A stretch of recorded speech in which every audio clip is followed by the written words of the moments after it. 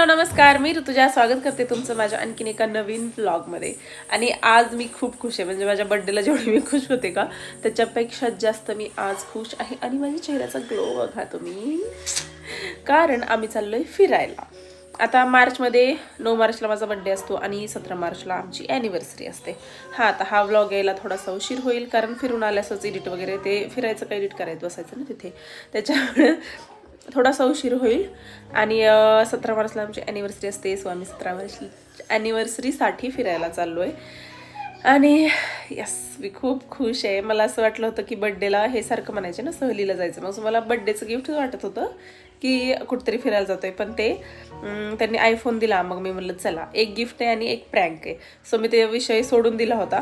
पण काल म्हणजे आजच आत्ताच म्हणजे थोड्या वेळ झालं त्यांनी मला सांगितलेलं आहे की आपण जातोय फिरायला. आणि मी एवढी खुश आहे, पण मला आता टेन्शन आलं आहे की आता रात्री निघायचं आहे मला आणि एक 2-4 तासच आहेत माझ्याकडे पॅकिंगला. आणि मी जवळजवळ 2 दिवस घालवत असते, म्हणजे मला जेव्हा कळतं ना की मला कुठंतरी जायचं आहे, मी आधी सगळी लिस्ट करते की मला काय काय घेऊन जायचं, कारण 6 असते ना त्याच्यामुळे मला तेवढी काळजी घ्यावीच लागते. मग काय काय लिस्ट असते, त्या लिस्टनुसार माझी पॅकिंग असते. सो आता मला एवढा वेळ नाही आहे की लिस्ट करून पॅकिंग करायला. सो चला आता काय काय होते बघू. आणि हो, मला थोडीशी आयडिया आहे की मी कुठं चालली आहे का, पण मला ना ह्यांचं सरप्राईज विस्कटवायचं नाही आहे, म्हणजे हे करायचं नाही, म्हणून मी काही बोलत नाही आहे त्याच्याविषयी. पण मी जिथं चालली ना त्याच्याबद्दलची माझ्याकडे बिलकुल कपडे नाही आहेत, सो मी तिथं काहीतरी घेईल. आणि इथून मी जे काय माझ्याकडे अवेलेबल आहे तेच पॅक करून घेऊन चाललेली आहे.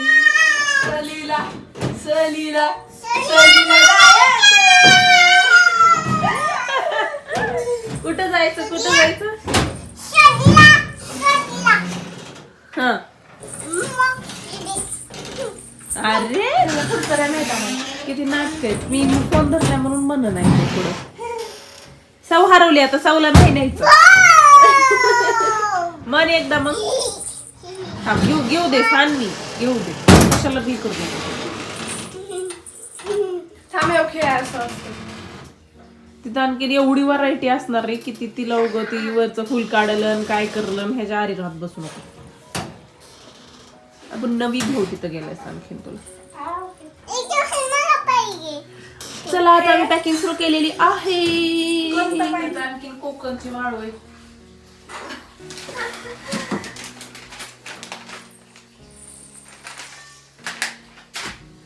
किती वाळू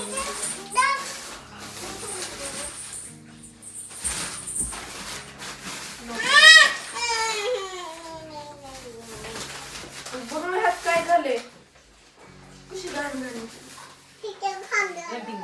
मला नव्हतं वाटलं तुझ्या डोळ्यात जाईल. मम्मी कडून चुकून गेलं बाळा, मम्मा अशी डोक्याला मारायली होती, बघू मी डोळा चुकते. आज रात्री जाताना तेच घालतात. आता पॅकिंग तर सुरू केली होती, पण फारच अशी धांदल उडाल्यासारखी झाली होती माझी. मी काय घेऊ, काय विसरेल का, काय होईल का. आणि गेल्या 2 ट्रिपमध्ये तर असं झालं होतं की आम्ही गेलो बाहेर आणि ह्या दोघींचं काहीतरी खाण्यात यायचं आणि त्या दोन्हीही ट्रिपमध्ये त्या आजारी पडल्या होत्या वापस येऊन. बाकी पहिलं असं कधी झालं नाही, पण तेव्हा तसं ते झाल्यामुळं मला थोडीशी भीती होती की आता तर उन्हाळा चालू झाला आहे, मग सौला तर ऊन बिलकुलच सहन होत नाही, मग काय होईल. सो मी सगळे म्हणजे मेडिसिन जेवढं काही होतं माझ्याकडे मी सगळं पॅक करून घेतलं होतं. डायपर्स, मेडिसिन, खाण्याचं पूर्ण सामान, जे की तिला बाहेर जर खायचे हाल झाले तर मग सगळं खाण्याचं ते पण मला घ्यायचं होतं. मग आता त्याची मी लिस्ट करत असते. लिस्ट करायला काही मला ह्यावेळेस वेळ नव्हता, त्याच्यामुळं जे काही आठवेल ते मी साईडला नेऊन ठेवत होते.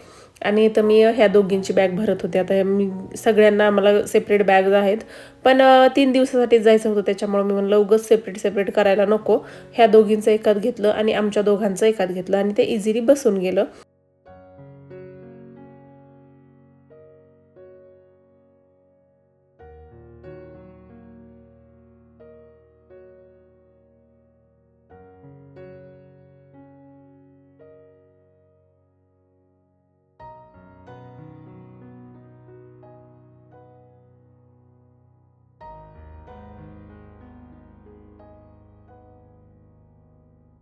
त्या दोघींची पॅकिंग झाल्यास मी आमच्या दोघांची पॅकिंग करायला घेतली होती. आणि हे नवीन ड्रेस आणलेले त्यांचे पण 2-3 टी-शर्ट नवीन होते, ज्याचे पण टॅग आम्ही काढलेच नव्हते.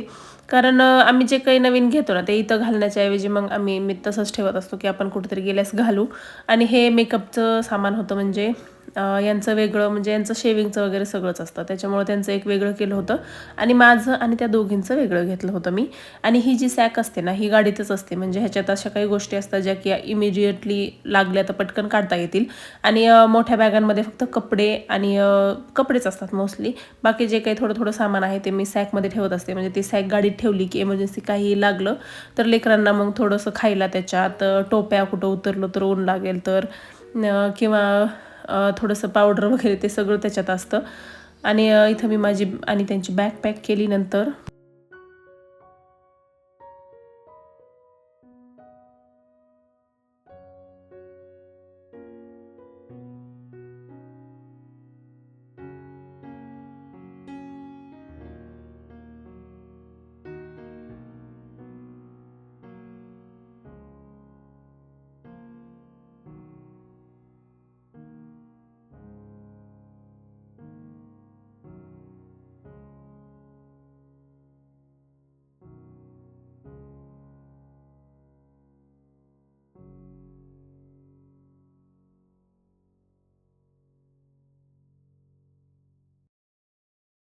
पण यावेळेस पॅकिंग करताना मला थोडंसं रिलॅक्स वाटत होतं, कारण की आता सौ पण जरा मोठी झाली त्याच्यामुळे तिचं असं प्रत्येक गोष्ट घ्यावी लागत नाही.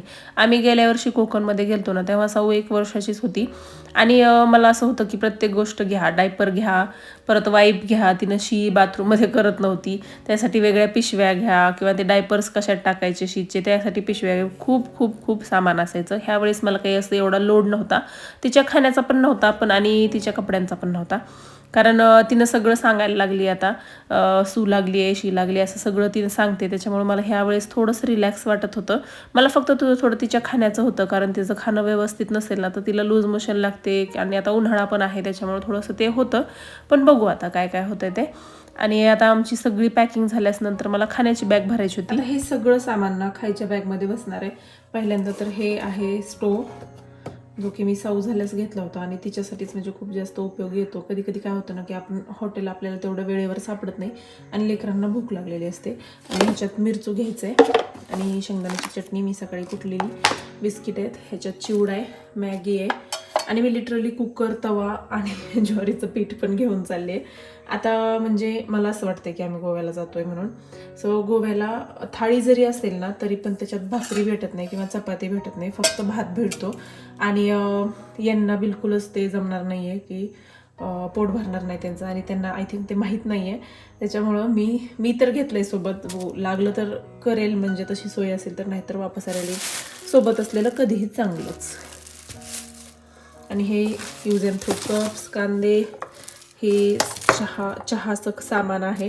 कारण आम्हाला असं खूप आवडतं ट्रिपला गेल्यास कुठेतरी थांबायचं आणि चहा घ्यायचा, असं भारी वाटतं असं. सो मी हे सगळं घेऊन जाते. जवळजवळ माझा अर्धा संसार असतो माझ्यासोबत जेव्हा मी फिरायला जाते. सो चला आता हे सगळं सामान मला बॅगमध्ये भरायचं आहे. चला आता सगळं आवरलं आहे आणि सगळी तयारी झाली आहे. खूप घाई गडबड झाली माझी आज दिवसभर, म्हणजे मी ह्याच्यातच आहे. आणि म्हणजे मला थोडीशी हिंट आहे की आम्ही कुठे जातो आहे ते. तर गेल्या महिन्यात काय झालं की मला यांनी असंच विचारलं की मी कंटिन्यू 10 तास ड्रायव्हिंग करू शकेल का.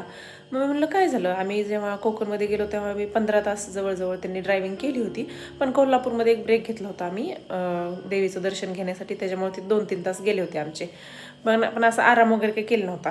मग मी म्हणलं तेव्हा तुम्ही 15 तास केली, आत्ता तुम्हाला म्हणजे 10 तास करायला काय अडचण आहे ना.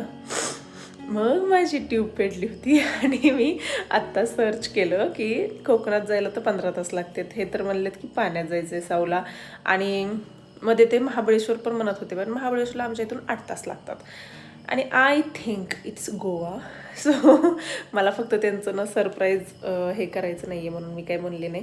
आणि मी शेवटपर्यंत असंच दाखवणार की मला काहीही माहीत नाही आहे. पण माझं आता सगळ्यात मोठं हे आहे की मला गोव्याला घालायला मी हे असेच ड्रेस घेऊन चालले आहे सगळे. बघू आता तिथल्या मार्केटमध्ये वगैरे काहीतरी घेईन मी. आणि आम्ही पहाटे निघू सकाळी लवकर, म्हणजे पहाटे म्हणजे 3 वाजता, 3च्या आसपास निघू आम्ही.